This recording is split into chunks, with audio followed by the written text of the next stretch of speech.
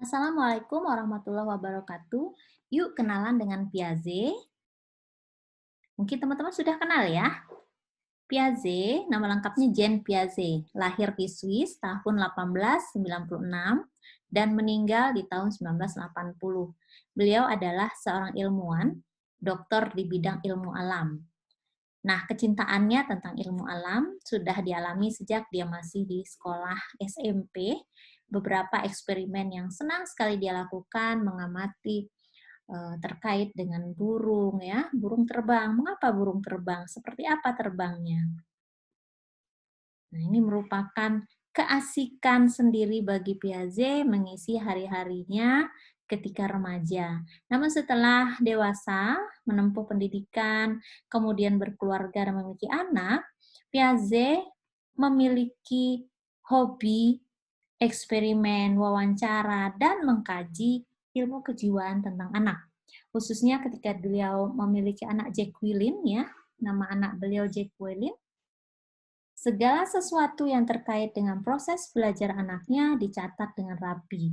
Apa yang dialami pada anak-anak yang tidak dialami orang dewasa, apa yang misalnya terjadi kesalahan-kesalahan, misalnya salah mengucap, menggambar misalnya warna tomat itu hijau dicampur dengan orange yang diharapkan oleh orang tuanya berwarna merah. Nah, kenapa terjadi hal seperti itu menjadi sebuah penelitian Piaget. Dari pengamatan yang dilakukan berulang-ulang dengan anak-anaknya inilah Piaget menghasilkan teori perkembangan kognitif. Dia katakan bahwa kognitif adalah berpikir dan mengamati. Artinya, tingkah laku yang mengakibatkan orang memperoleh pengertian.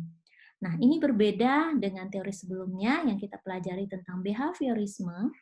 Ya, di behaviorisme itu dikatakan ada pengaruh stimulus respon yang diberikan di luar diri anak. Nah, sementara di kognitif ini, Piaget katakan anak adalah seorang ilmuwan aktif, dia eksperimenter yang ulung, sehingga apapun yang dia lakukan sebenarnya berproses. Proses kognitif terjadi di dalam dirinya. Nah, tahap perkembangan yang disusun oleh Piaget, tahap perkembangan kognitif itu ada 4. Pertama, sensori motorik usia 0 sampai 24 bulan. Mungkin teman-teman pernah melihat ya, anak bayi yang senang sekali memasukkan benda ke mulutnya, kemudian digigit, itu adalah proses belajarnya melalui sensori motorik. Kemudian di usia 2 tahun sampai 7 tahun, anak-anak di TK yang sudah bisa bicara, banyak kalimat yang diucapkan, namun egosentrisnya masih sangat tinggi.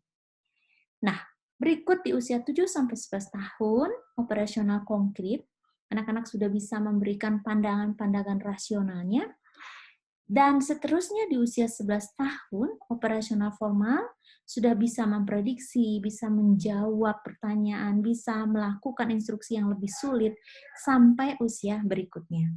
Nah, setiap tahap perkembangan manusia, menurut Piaget, akan melakukan kecenderungan biologis. Jadi aktivitas anak atau aktivitas orang dewasa, kita sekalipun, itu dilakukan berdasarkan kecenderungan biologis. Apa itu kecenderungannya? Pertama, asimilasi, yaitu proses diperolehnya pengetahuan. Ya, proses awal ketika diperolehnya pengetahuan. Lalu yang kedua, proses perubahan yang berkaitan dengan realitas. Ini disebut dengan akomodasi. Nah, antara asimilasi dan akomodasi ini saling terkait. Jika tadi proses diperoleh pengetahuan, sementara diakomodasi adalah proses perubahan yang berkaitan dengan realitas berdasarkan pengetahuan awal yang sudah diperoleh di asimilasi. Nah, yang ketiga adalah equilibrium. Ini keadaan yang seimbang. Jika asimilasi dan akomodasi ini sudah terjalin dengan baik, maka akan terjadi keseimbangan. Mari kita lihat contoh pada anak-anak. Ya, mungkin teman-teman pernah melihat anak usia 2 tahun atau 1,5 tahun yang baru bisa bicara. Mereka melihat ada anjing. Ya, di perumahan, mungkin lagi jalan pagi melihat ada anjing. Lalu proses diperolehnya pengetahuan awal tentang anjing ini disimpan, satu kali ya, dia melihat ada binatang lain berbentuk seperti ini ya, gambar kelinci. Dia katakan ini juga adalah anjing, padahal sebenarnya kelinci. Nah, ketika dia mengatakan ini adalah seekor anjing, orang dewasa yang ada di sekitarnya akan mengoreksi, wah, nah ini adalah kelinci, bukan anjing. Ya. Nah, ketika pengetahuan itu berubah menjadi kelinci, maka disitulah terjadinya akomodasi, ya. Jadi, perubahan yang berkaitan dengan realitas sekarang. Nah, ketika keduanya sudah terjalin antara asimilasi dan akomodasi, maka terjadilah keseimbangan. Satu hari dia ketemu dengan anjing lagi, dia sudah tahu, oh ini anjing. Satu hari dia ketemu lagi dengan kelinci, oh ini sudah tahu bahwa itu kelinci. Kecenderungan biologis ini berlangsung di setiap tahap perkembangan sesuai dengan usianya. Nah, satu lagi contoh aplikasi teori Piaget dalam pendidikan yang bisa kita lihat ini. Salah satu contoh yang Bu Widya punya, ya baru pagi tadi ini, asimilasi mahasiswa, ya ini mahasiswa S1, Rafli, awalnya tidak mengetahui bahwa setiap syarat untuk sidang skripsi harus ada artikel yang dipublish di jurnal ilmiah untuk S1 nih ya. Nah, ketika Bu Widya sampaikan bahwa ini adalah satu persyaratan, maka Rafli berusaha mencari di jurnal, yaitu jurnal Kuangsan. Apa itu jurnal Kuangsan?